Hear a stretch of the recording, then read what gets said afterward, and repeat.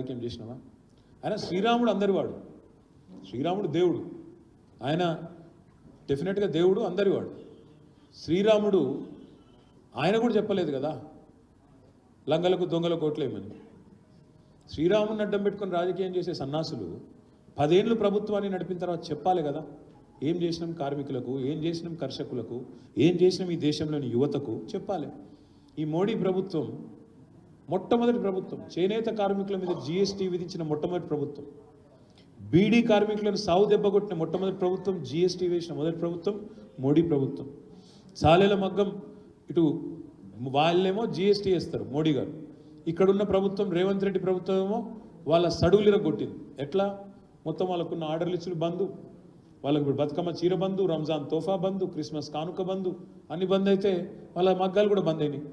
మగ్గాలు బంద్ అయ్యాలి మా సిరిసిల్లలో మళ్ళా నేత కార్మికులు, ఎందుకంటే నా క్షేత్రమే కార్మిక క్షేత్రం, సిరిసిల్ల అంటేనే కార్మిక క్షేత్రం.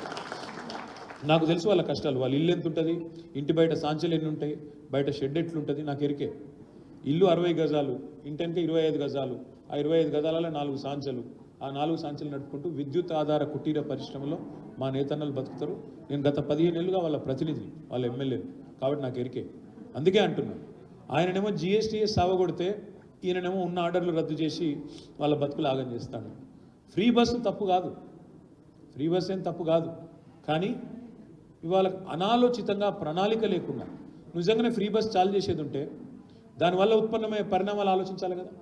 ఇవాళ రాష్ట్రంలో దాదాపు 50 పైచిలకు మంది ఆటో డ్రైవర్లు ఇవాళ ఆత్మహత్యలు చేసుకున్నారు.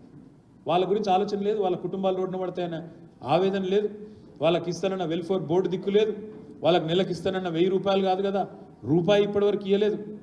ఏవీ లేకుండా ఫ్రీ బస్సు అని ఆగమాగం పెడితే ఇవాళ మొత్తం ఆటో కార్మికులు రోడ్డున పడే పరిస్థితి.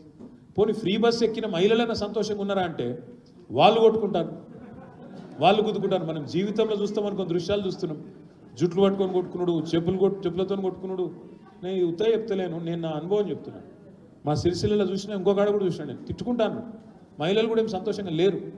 కాబట్టి ఈ ప్రభుత్వం రాగానే రేవంత్ రెడ్డి ప్రభుత్వం ఆటో అన్నలను కూడా రోడ్డున పాడేసింది. నేను మీ అందరితోని చేసే విజ్ఞప్తి ఒకటే, మా రాంబాబు అన్న మాట్లాడినా, నారాయణ గారు మాట్లాడినా, అదేవిధంగా మారయ్య మాట్లాడినా, మీరు ఒక మాట అన్నారు, అన్న మీరు అండగుండాలే కార్మిక విభాగానికి. నేను వారికి అందరికీ కూడా చేసే విజ్ఞప్తి ఏంటంటే, ఇప్పుడు మనం ప్రతిపక్షంలో ఉన్నాం, ప్రతిపక్షంలో ఉన్నప్పుడు ప్రజల తరపున పోరాటం చేయడమే మనం ముందున్న ఒకే ఒక్క మార్గాంతరం, ఒకే ఒక్క గత్యంతరం. అందులో మరి 10 ఏళ్ళు మనం ప్రభుత్వంలో ఉన్నాం కాబట్టి సహజంగానే కొత్త రాష్ట్రం, అది కూడా మనం కష్టపడి తెచ్చిన రాష్ట్రం, కేసీఆర్ సావు నోట్లో తలబెట్టి తెచ్చిన రాష్ట్రం కాబట్టి ఇష్టంతా పనిచేసినాం. పార్టీని నిజంగా కూడా 10 ఏళ్ల పాటు ఇవ్వాల్సినంత మనం టైం ఇవ్వలేదు, పెట్టాల్సినంత శ్రద్ధ పెట్టలేదు పార్టీ మీద కానీ పార్టీ అనుబంధ సంఘాల మీద కానీ.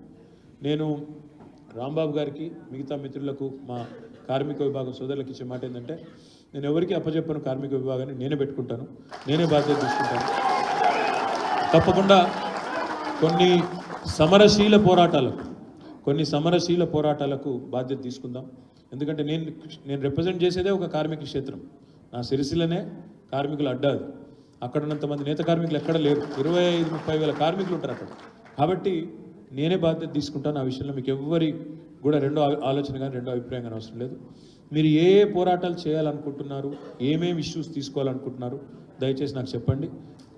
కనీసం ఒక 15 రోజులకు ఒకసారి నాకు కూర్చొని మీరు ఏ ఇష్యూస్ తీసుకోమంటే ఆ ఇష్యూస్ తీసుకుందాం. ప్రైవేట్ సెక్టర్లో ఏం చేయాలి, పబ్లిక్ సెక్టర్లో ఏం చేయాలి, గవర్నమెంట్ సెక్టర్లో ఏం చేయాలి, వాటన్నిటి మీద కూడా తీసుకుందాం.